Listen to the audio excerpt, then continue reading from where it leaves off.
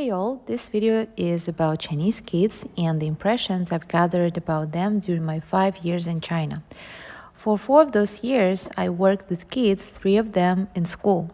Our school gave us a chance to go with the students to an amusement park, and I thought, why no? Why not to go there and create some bonds? So I filmed a little bit there, and I will show you how we spent time there. It was a pretty interesting experience, and if you're interested in how Happy Valley in Shanghai looks like, watch this video and listen to me talking about Chinese kids in general. Let's start with the fact that there ain't no universal portrait of a Chinese student. All kids are unique, and saying that all Chinese kids strictly obey discipline, idolize, and blindly listen to teachers would be a stereotype. However, based on feedback from my friends and my own personal experience, there might be some common trends and distinctive features that are more typical for Chinese kids. In today's video, I want to share both positive and not so pleasant stories that happened to me while working at school. I'll alternate the stories to balance and show both sides of the coin. And let's kick it off with some backstory and my impressions about how Chinese kids really spend a lot of time studying and doing extracurricular activities due to fierce competition. But I teach at a school where many kids plan to study abroad, so often there's a lack of responsibility towards studying or some attention-seeking behavior. I'm aware that education systems worldwide are going through a crisis. In some places, the school administration, students, and their parents team up against the teacher. In a conflicting situation, they automatically take the student's side. In other countries, it's the opposite. The teacher, administration, and parents dominate the student and suppress them. From my experience in China, I haven't encountered either of those extremes yet.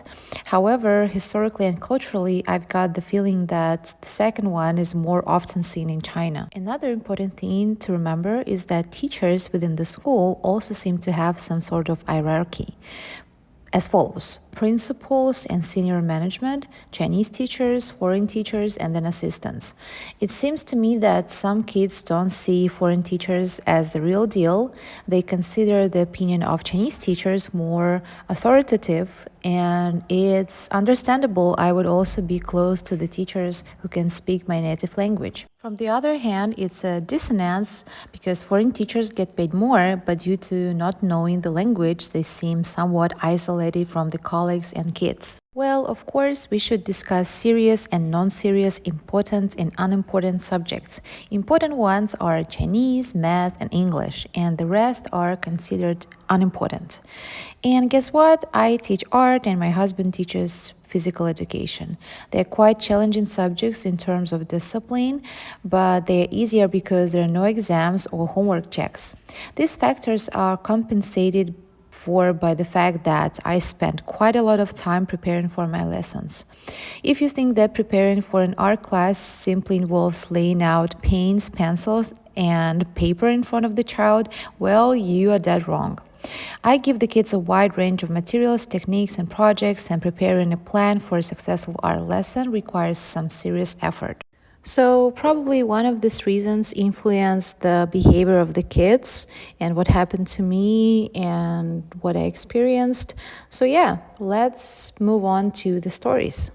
The most unpleasant and stressful interaction I had was with the high school students. Grades 10 and 11 were a real nightmare for me. I tried my best to get to know them better and give them the opportunity to draw what interests them and can be useful in life, but my efforts were in vain. Besides disrespect and constant mockery, I also constantly face aggression among the kids.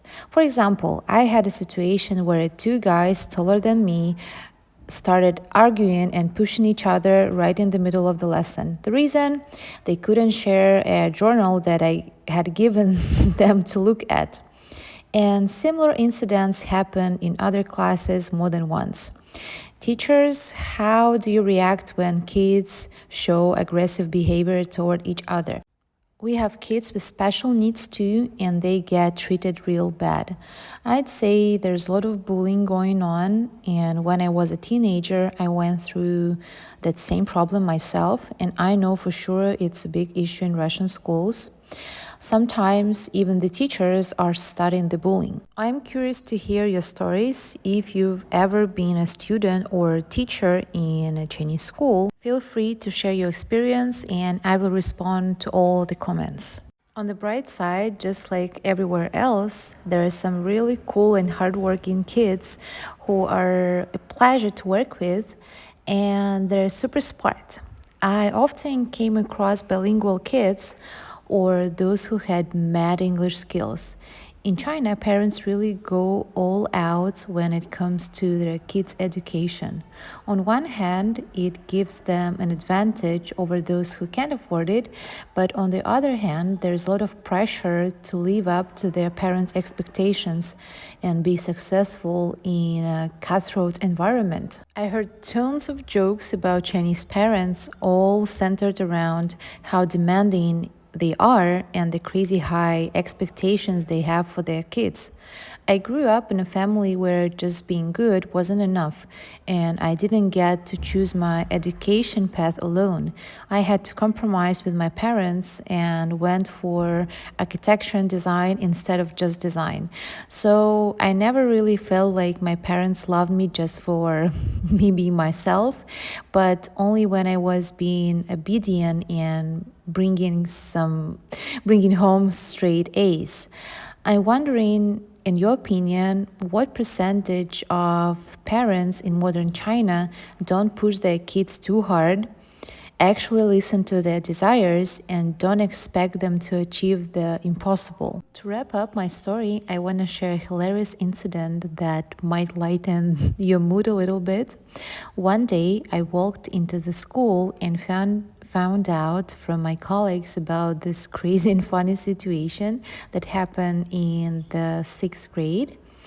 I worked at a boarding school, and the kids there lived in the dorms. And you can imagine all sorts of stuff goes down there. The kids had a big fight, and one of the boys took a dump in a cup and placed it on the bed of the other kid who pissed him off, in his opinion. When I heard this story, I couldn't believe it was real and that someone would actually think of doing something like that. I even had a chat with the classmates and the boy himself, trying to figure out what exactly went down And what and about why. Peter? About this incident with the poo, what what he done? Something like a poo. Hi Peter. What happened? Why you did that? What principal said? Detention? Yeah, and that's it for today. Thank you for your comments and likes, and please share this video with everyone who's interested in life in China.